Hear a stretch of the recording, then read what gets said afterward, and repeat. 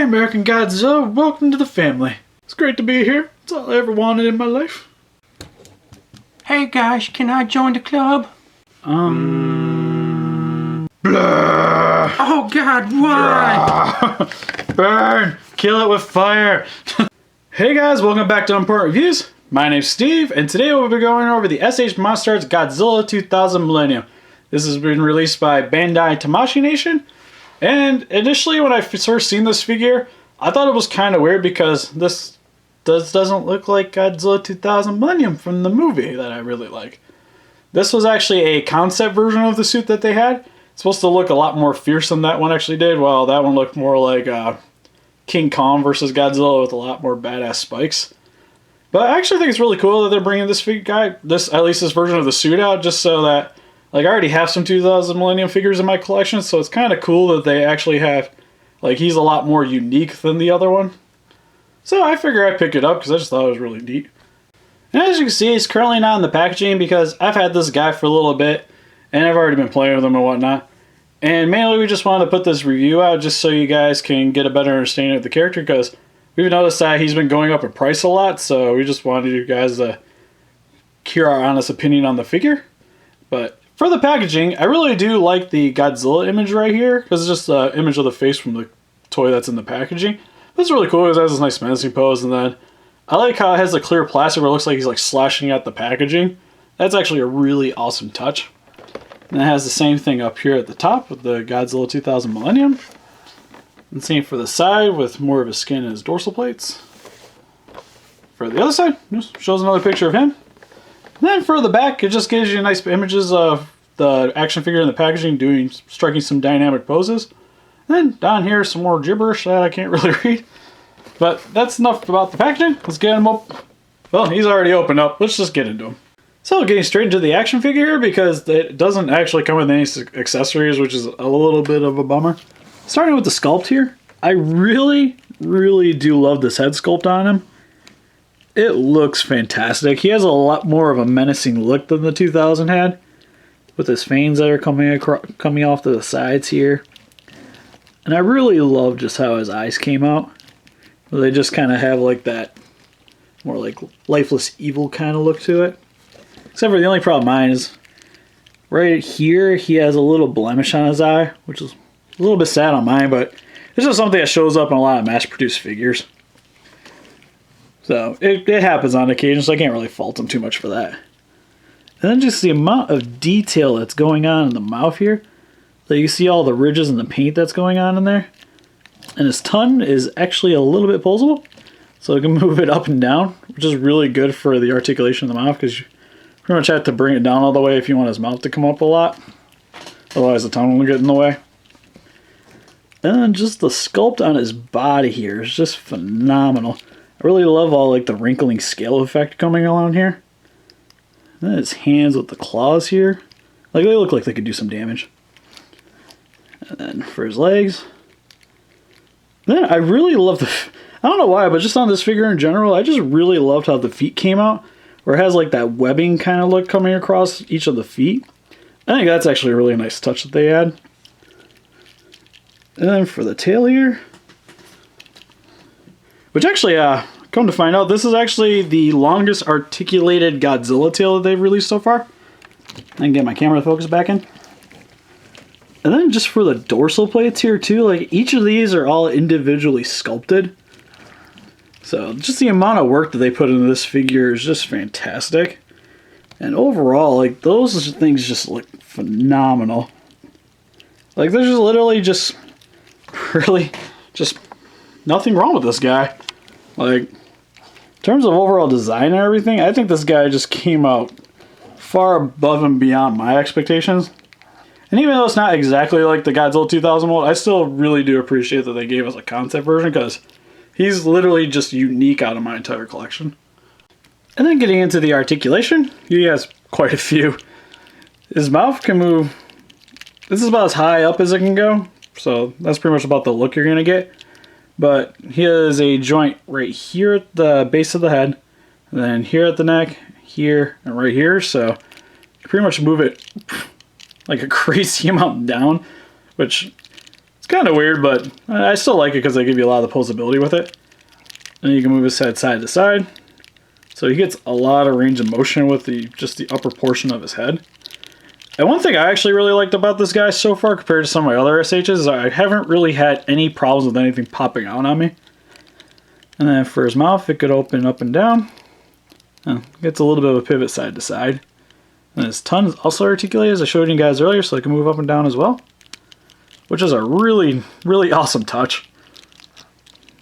And then for his body, he has a bend up here at the chest and where the tummy starts coming across. So he has a nice crunch.